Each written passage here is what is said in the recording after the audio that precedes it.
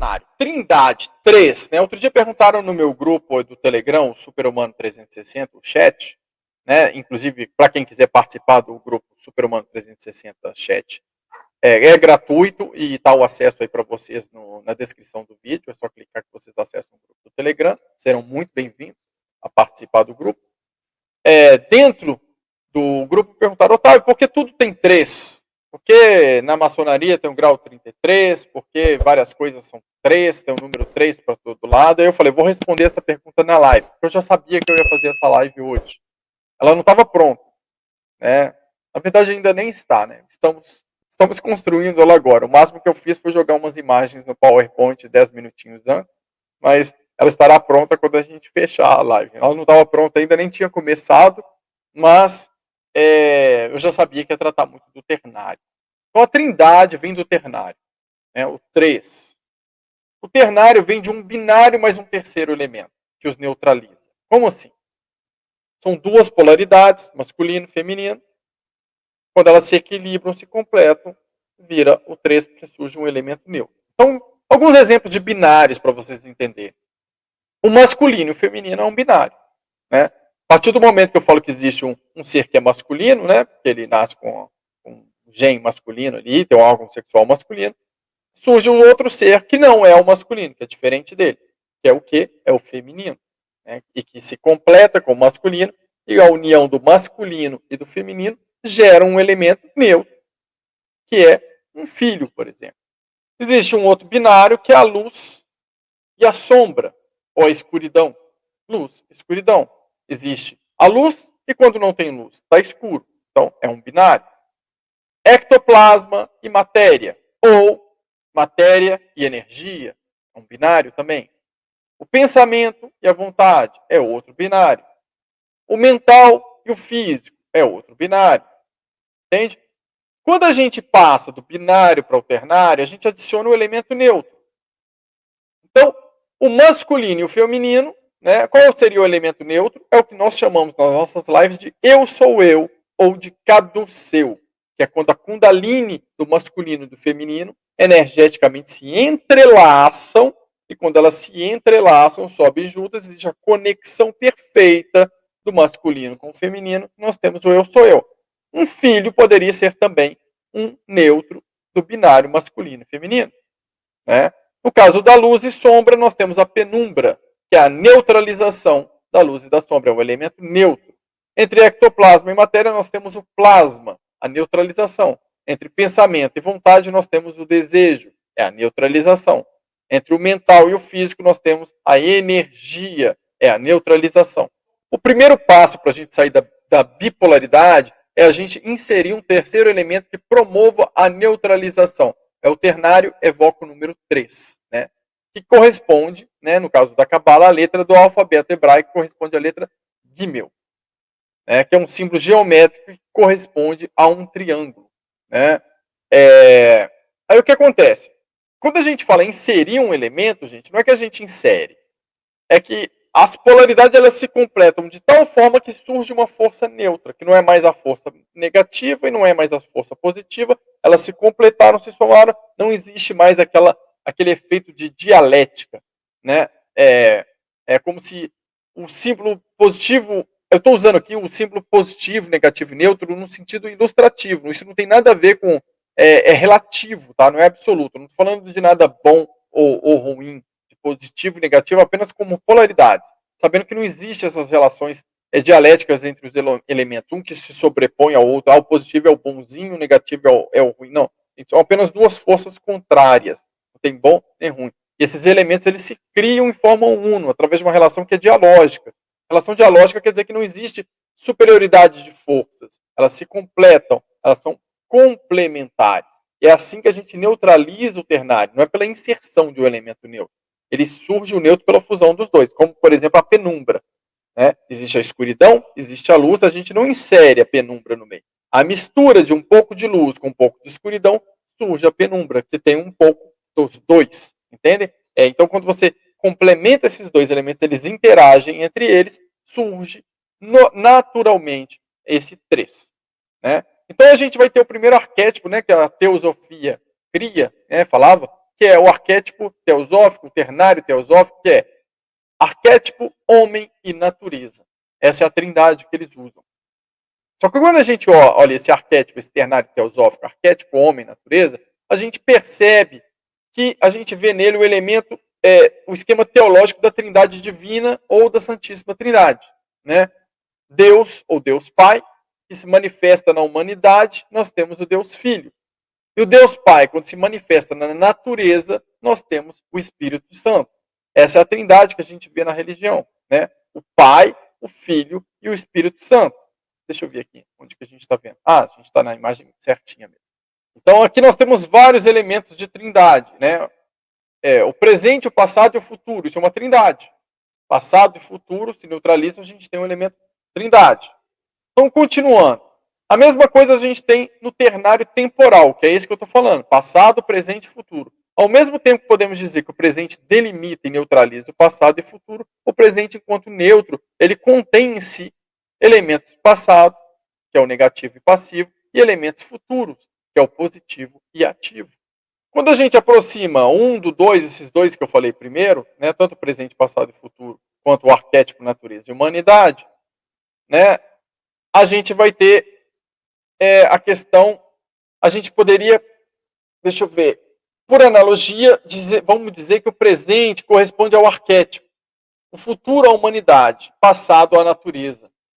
Então, a análise da analogia seria: a humanidade determina o futuro pelo livre-arbítrio de sua vontade coletiva e que a natureza, regida pelo passado, determina suas manifestações chamadas de destino.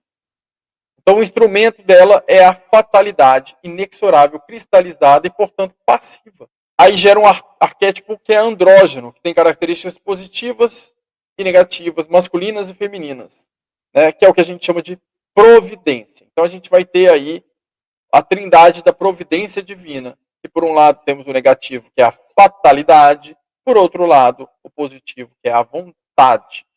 Né? Então, o equilíbrio daquele contexto que vem, que pode ser visto como uma fatalidade, mas o seu desejo, pensamento, desejo, vontade, a sua atitude em cima desse contexto, determina aquilo que será cocriado, aquilo que será manifestado, que nós podemos associar à providência, nesse caso. Então, você tem um contexto no qual você está inserido, você tem uma força mental, uma força emocional e uma atitude diante desse contexto. Então, a fusão desse contexto com a sua atitude, ou seja, o mundo externo é o contexto, o mundo interno e suas atitudes é você. A união desse mundo interno com esse mundo externo é a cocriação, é a manifestação e é a providência. A providência na vida do ser humano é representada pela consciência. Né? A consciência é o nosso elemento neutro.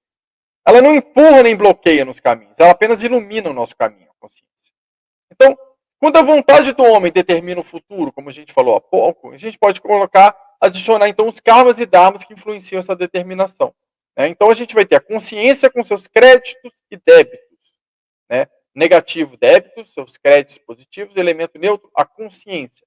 Porque a consciência, ela olha para os créditos e débitos, ela traz um aprendizado disso tudo, ela é a neutralidade disso tudo, ela é o saldo final disso tudo, a percepção de tudo que ela vivenciou e que determina a percepção que ela tem do mundo hoje.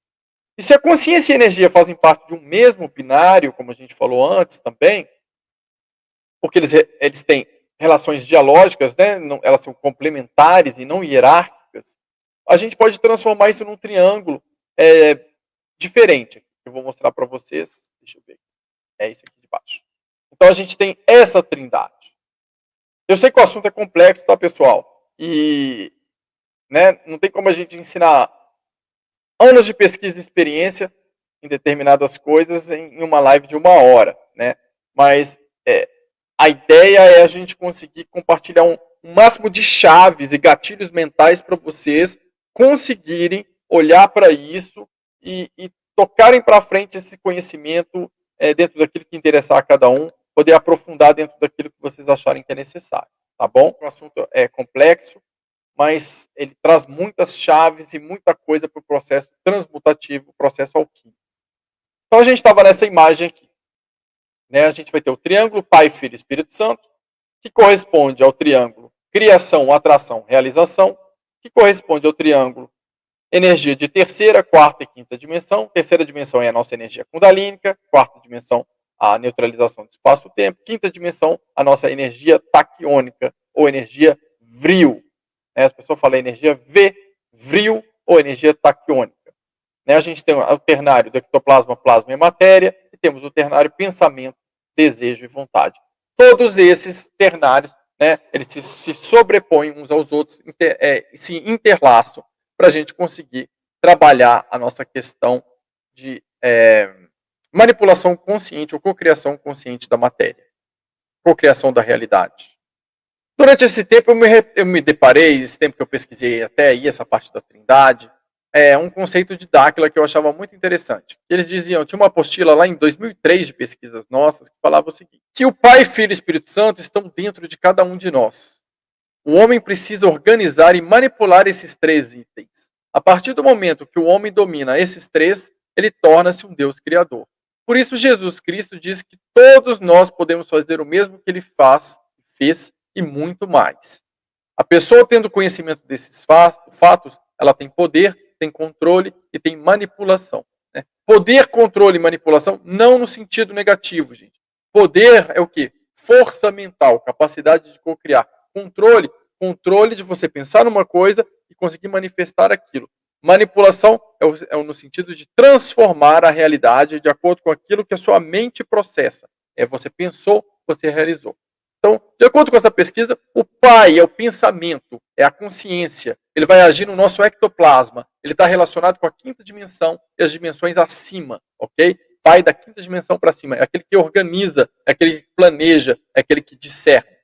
Filho é o desejo, está ligado na quarta dimensão. Ele age no plasma. É aquele que transforma, é aquele que dá forma, é aquele que impulsiona. Espírito Santo é uma energia feminina. É a vontade, age no físico, na terceira dimensão, está relacionado diretamente com a atuação da matéria, que é a realização, a atuação na matéria, que é a nossa realização, é a nossa manifestação, a nossa cocriação. Então, está diretamente ligado com essa força do Espírito Santo. E a Kundalini também, que são os corpos e 7 fases de treinamento. O desejo é algo mais sutil que a vontade. Então, o filho é o desejo, quarta dimensão, a vontade é algo mais físico, mais concreto. Está ligado à nossa Kundalini, à nossa cocriação na matéria, essa é a nossa realização. Então, essas forças a gente desenvolve nesses treinamentos. Aos olhos dos nossos parceiros consciências superiores, a Santíssima Trindade seria aí o pensamento, o desejo e a vontade. Pai, Filho e Espírito Santo. E o Espírito Santo, gente, é uma força feminina, que é pai, filho e mãe. É pai, mãe e filho. Homem, mulher, filho. Masculino, feminino, filho. Ou positivo, negativo, neutro. A mesma coisa, tudo isso aí. A gente vê que a vontade está muito ligada à nossa atuação na matéria. A primeira coisa que a gente tem que aprender na cocriação é canalizar a nossa vontade como força de realização. É o que a gente sente, que a gente deseja profundamente. O desejo já está no segundo nível, da quarta dimensão para cima. Então vem a vontade, que está ligado ali na nossa, por exemplo, eu tenho vontade de alguma coisa, aquilo que eu busco, é o que eu vou querer realizar. Depois eu desejo profundamente aquilo como se já tivesse acontecido. E eu uso o meu pensamento já como se aquilo já tivesse acontecido para gerar aquela imagem, aquela forma pensamento. E assim eu cocrio a minha realidade. Essa transformação da realidade é também uma alquimia transmutativa. Porque você está transformando, através da transformação do seu sentir, do seu pensar e do seu olhar sobre o mundo.